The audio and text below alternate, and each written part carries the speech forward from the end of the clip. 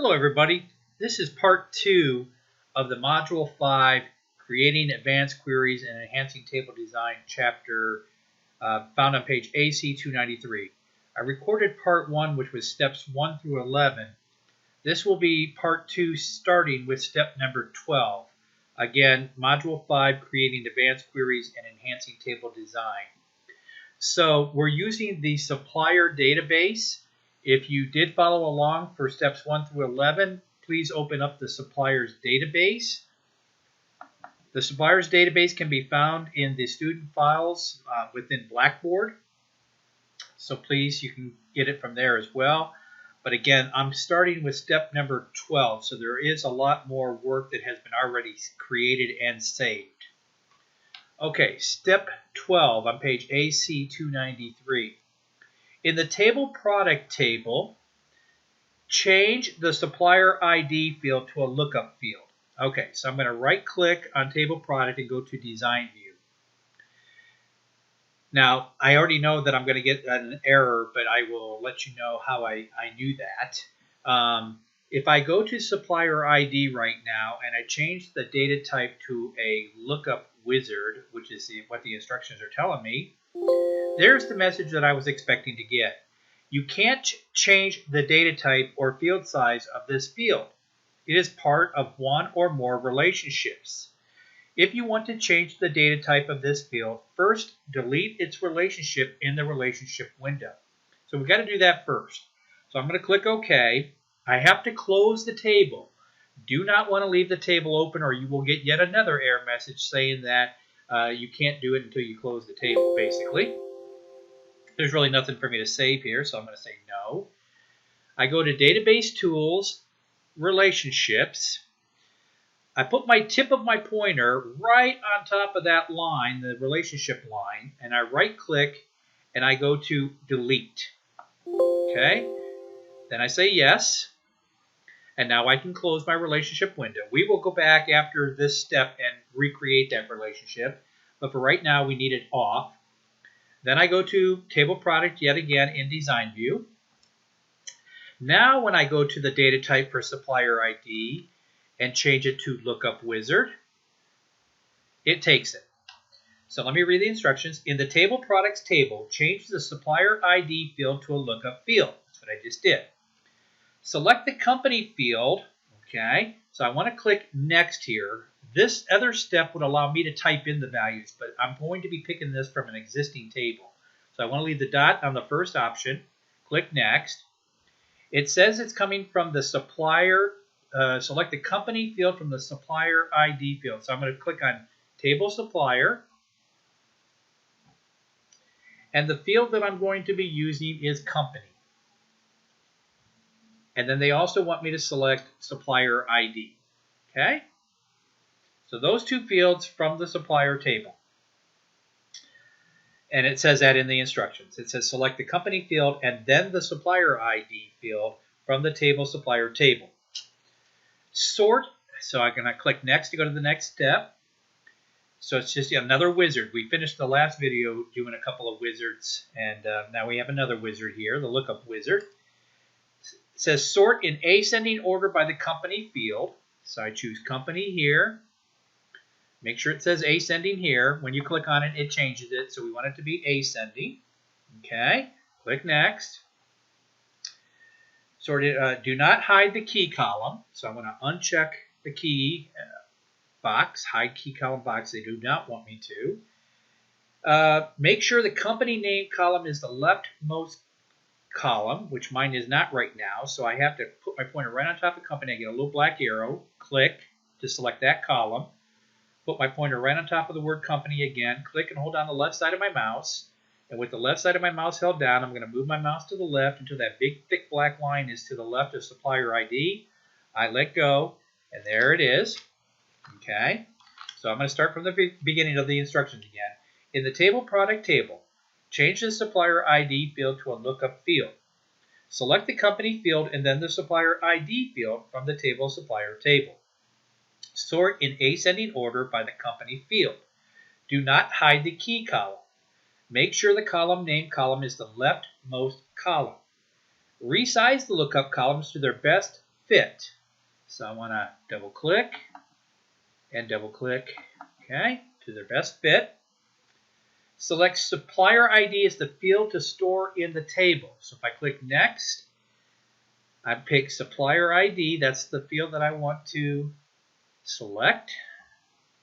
Again, I'm following the instructions exactly word for word as they're telling me to do.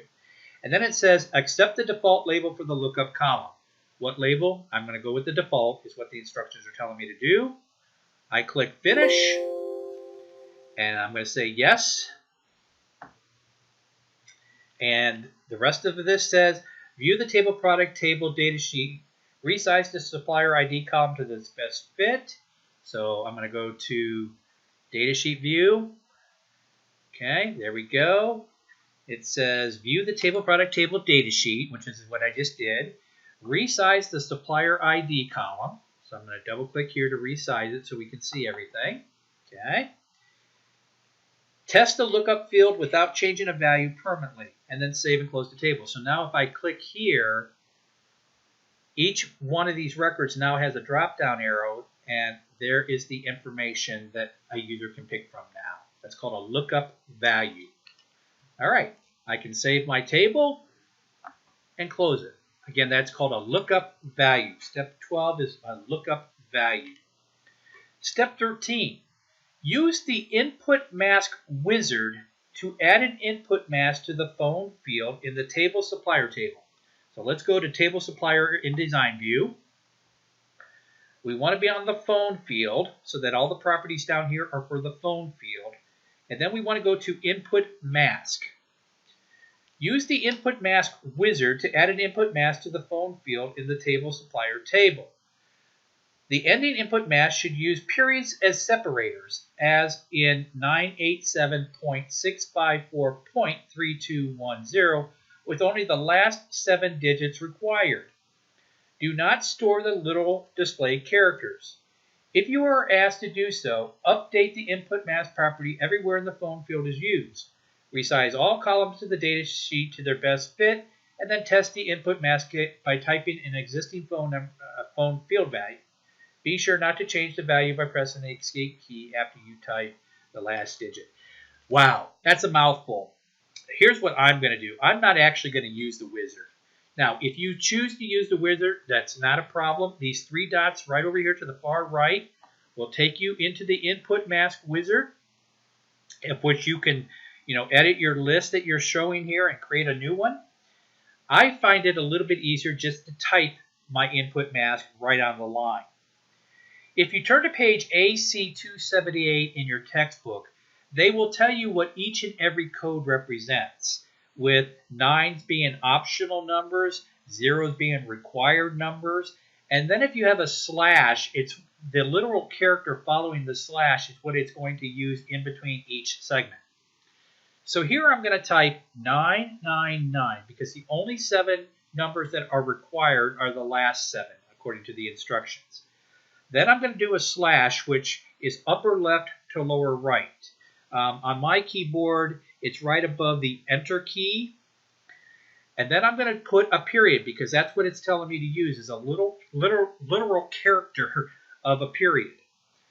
Then I'm going to type 000. That is the requirement that they have 3 of the last 7 digits there. Another slash, another period, because I want the area code, period, 3 digits, period, then the last 4. Put 4 more zeros to reflect the last 4 digits that are required. So here I'm saying last 7 are required, first 3 are not. Divide each one by a literal character of a period. If I save this and go to look at it in datasheet view, if I scroll over to see my telephone numbers, whoops, I guess I didn't need to. There they are right there, contact phone. There it is, okay? And you'll just have to trust me that the 7 digits are required and the 3 aren't. So if we went and typed a new record in, which we're not going to, you can see how that would work. Okay? So I chose not to use the wizard to do that. I chose to use the characters, and I used page 278 to help me on what I needed to put in to each of the steps for that. Okay? I'm going to save this and close my table. Called an input mask, and there is a wizard to help you through the process. Next one, step 14. So we got 2 done in this part 2 of the video. Create a crosstab query based on the table suppliers table. Okay, in the previous part 1 video, we did a find unmatched and a find duplicates. Find crosstab is also found if I go to create and query wizard. This is where we found find unmatched and find duplicates. We also have the crosstab query wizard, which is what step 14 wants me to use. So a wizard again walks you step by step through the process. So I click on it and I click OK. All right, create a crosstab query based on the table supplier table. Use the category field values for the row headings. Which table or query contains the fields you want for the crosstab query? Well, it's the supplier, so I make sure I pick that and click Next. Which field values do you want as the row headings? It tells me in the instructions to use category.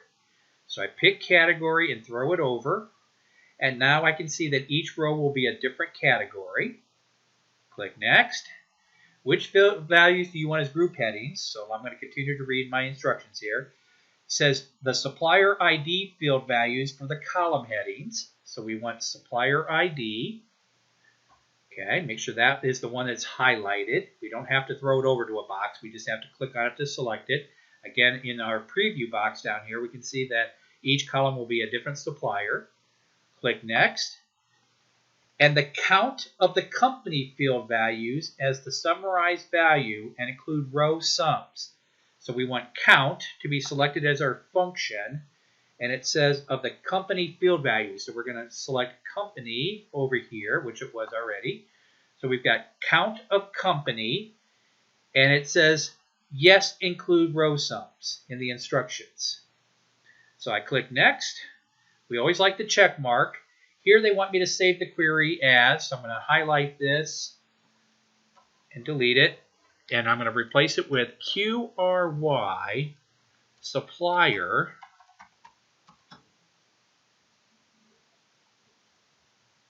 category crosstab. Okay, click Finish. Now there's one more step to this. Okay, it says change the column heading for the total of each category to total of companies. Excuse me. So right here, it says total of company. They want spaces in this though, which there already is.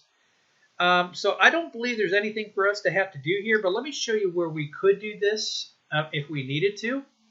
Is if you go to Design View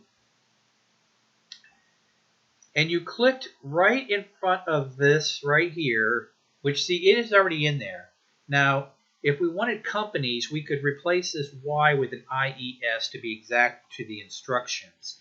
But this is where you can change that. Run it again, and now it should say total of companies there. Okay? We're going to save, and we're going to close. Now, it did say to resize this so you could see that, which I already did without even reading the instructions. But now I can close it. Okay, we're done with steps 12 through 14. Step 15, open the table product table. So I'm going to double click. And then open the object dependency pane for the table product object. Well, I actually have to go to this in Design View. So I'm going to go to change it to Design View. And my object dependencies are right up here on my ribbon. So it says open the table product table. And then open the Object Dependencies pane. So I'm going to click on this to open the Object Dependencies pane. It says,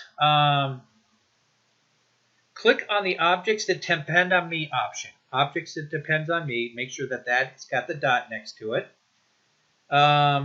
Then click the refresh link if necessary. Well, let's go ahead and click the refresh link. To see the list of objects that depend upon the table product table. Verify that the following objects depend upon the table products table. The table supplier table, there's that. Okay. Query supplies without matching, that's this one right here. That query is there. And the top 25, so we've got the three things. So now it says close the object dependencies pane. So we did step 15. All that was kind of verifying things. So that was an easy step. We like those easy steps. Step 16. Set a field validation rule on the price field in the table. Whew, mouthful there. So I want to click on price so that all my properties are for that particular field. Set a field validation rule on the price field in the table products table. Here's the validation rule down here in my properties. Should a user attempt to enter a value of 0 or less than 0, the following message should apply. So my validation rule is that it has to be greater than 0. I don't want anything less than 0 or even 0. So it has to be greater than 0.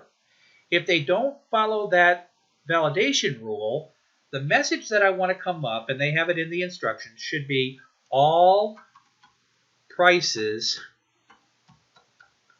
must be greater than 0. That's the message they're going to come up if they don't follow my rule of being greater than 0. If they try to type a 0 in there, that message is going to come up and tells them to re-enter. Okay? The following message should be displayed. Okay, it is. Test the field validation rule by modifying the price of the first item in the record set to 0 and verify that the error message is displayed. Reset the value of the record to its original value. Okay, so we're going to go to Datasheet View. Yes, save your changes. This is just telling me that I've changed the rules after the game. No, that's not an error message. Just click yes to it. Now, the price for the first one, they want me to enter a 0. Okay, so I'm going to highlight this whole thing and replace it with a 0. Try to go to the next field. If I hit my tab key, the message comes up from my validation rule text. All prices must be greater than 0. I'm going to click OK and then hit my escape key to return the original value. So it worked. If someone tries to type a 0, they're going to get the error message that we put down in the validation text. Okay, let's save our work yet again. And then they said close it. So we'll close the table. All right, so a couple of pretty easy steps, 12 or 15 and 16. So we're almost getting there. We're on step 17. Open the table supplier table and then set a table. This is not a field, it's a table validation rule. They are two distinctly different things. So I'm going to go to table supplier and I'm going to open it up in design view. Okay. Actually, design view. Open the tables and then set a table validation rule. So I'm going to go to the property sheet here. And on the property sheet for the table, I have validation rule and text. This is for the entire table. Hence, it says table properties up here. So this validation rule and text are for the table. So I don't go to an individual field and go down to the properties area. This one, I go to the property sheet for the entire table. Okay, the validation rule says that the latest, to ensure that the initial contact date is prior to or equal to the latest contact date. So to help me with this, I'm going to click these three little dots here. The middle column is all the fields that I have in my table. So what it wants me to do is it says ensure that the initial contact date, so I'm going to bring in contact first, that's my initial contact date, is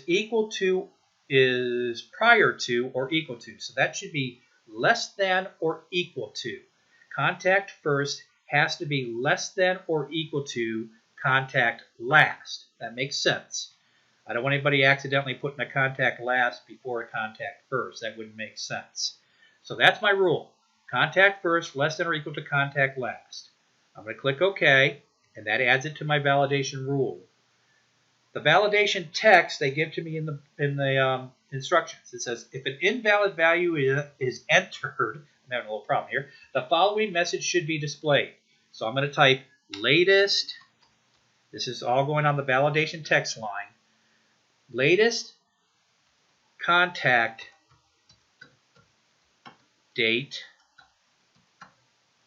cannot be prior to the initial contact date. Okay? It says test the table validation rule by changing the latest contact date prior to the initial contact date in the first record. So let's save our work here. Say yes again to that. Go to Datasheet View, and let's come over here. Use your scroll bar. Let's try to go for a date that is less than 4/10/2017. So let's go to, say, March, January, February, March. Let's go to April 1st, which would be before 4/10, of course, and before 1. So if I click that and then hit my tab key, it took it. Why did it take it? The latest contact is now before the initial contact, and it took it. Why did it take it?